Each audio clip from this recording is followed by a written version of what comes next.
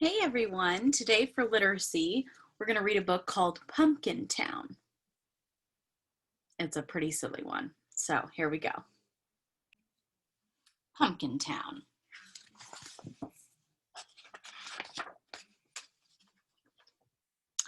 Jose and his family grew pumpkins. That growing began with shiny seeds, which were followed by long vines, and those vines grew every which way. The pumpkins grew every which way too, from small to fat and tall. The Jack Be Littles could be dropped into pockets. The Happy Jacks were bigger. A strong enough boy could carry just one. The Big Moons were bigger still, too big for 5 boys to roll.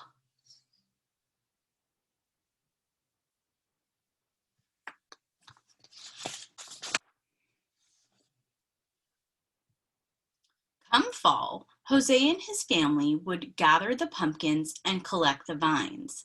Then 2 trucks took the fruit to faraway cities.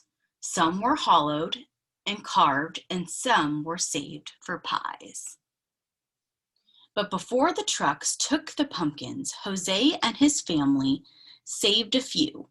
They needed the seeds. When it came to saving pumpkins, Jose's father always said, "Save only the best and sell the rest."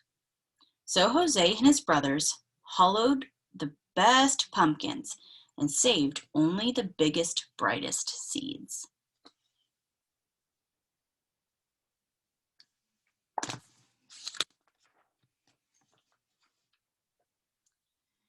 They took the duller, smaller seeds to the edge of the field overlooking the town and tossed them. But one gusty, dusty October day, when Jose and his brothers took the lesser seeds to the edge of the field and flung them, the wind caught those seeds and carried them, and didn't let them loose until they fell like rain down on the distant town. The seeds slipped into straw roots and settled into flower pots and sprinkled gardens. And that seemed to be the end of it.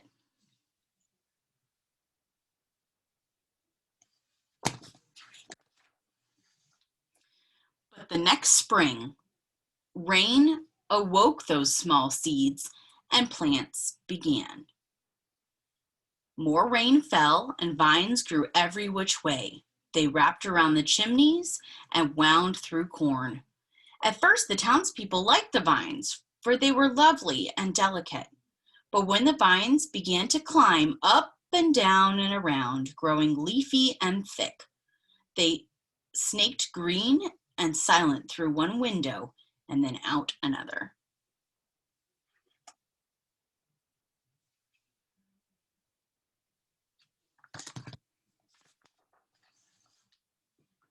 Then fruit grew and grew and grew every which way.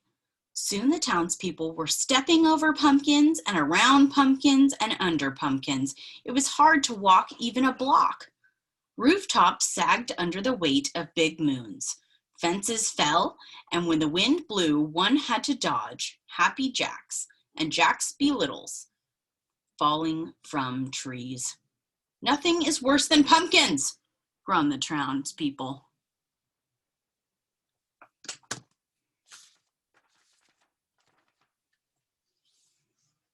Meanwhile, up on their mountainside, Jose and his family cut and stacked their pumpkins, saving only the best, and when they were done, they stepped back and said, "Nothing's better than pumpkins."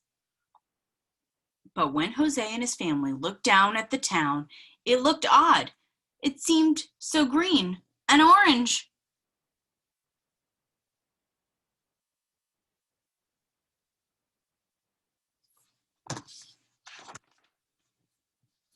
Since their fieldwork was done, and because Jose and his brothers were curious, they walked to the town the next day, where they saw more vines and pumpkins than they'd ever imagined.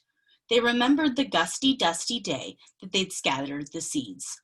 "It's our fault," whispered Jose. We must do something, whispered his brothers. We rest for now, whispered Jose.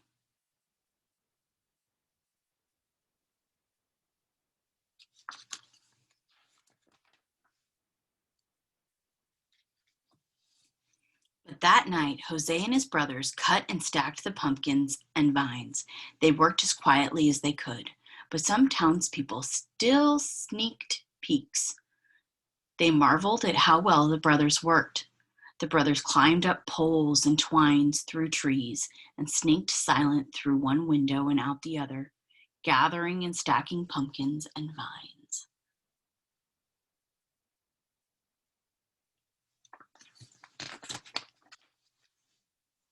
When the townspeople awoke, they discovered a mountain of pumpkins and a hill of vines and a mound of tired brothers.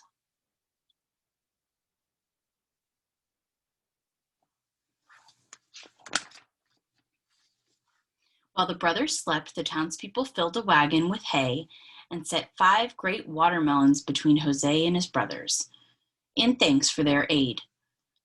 That wagon took the brothers back to their home, where they were laid in the glossy grass, still sleeping. When their father found them there, he asked them what they had done to deserve the great watermelons. We just helped the townspeople with their harvest, the brothers said, which was true, but nothing more was said.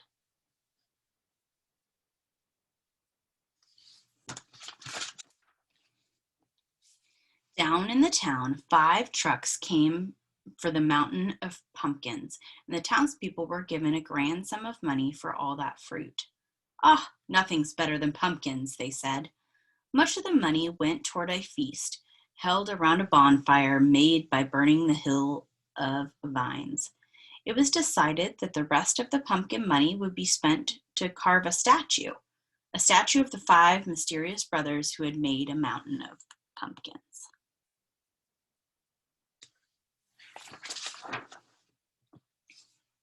It took all the next week for the townspeople to repair their roofs and their fences.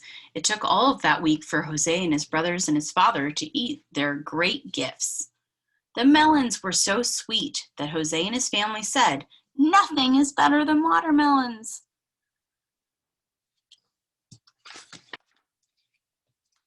Be careful with the seeds, Jose's father said. Our field grows pumpkins, not watermelons. So Jose's family filled a great bowl with seeds, and those seeds were forgotten until a day later when the wind roused Jose's father at night. He feared that some of these watermelon seeds might be blown into their field.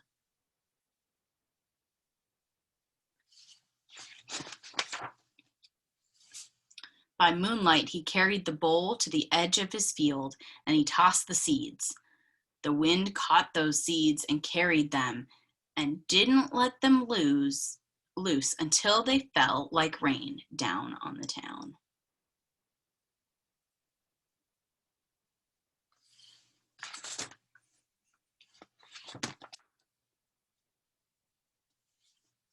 The watermelon seeds slipped into straw roofs and settled into flower pots and sprinkled gardens and slid into the soil around the statue of Jose and his brothers. And that seemed to be the end of it.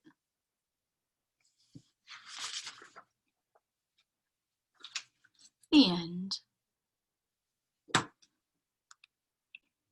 I hope you enjoyed that very silly story, but it does illustrate what happens when you let seeds out in fertile areas. They will grow.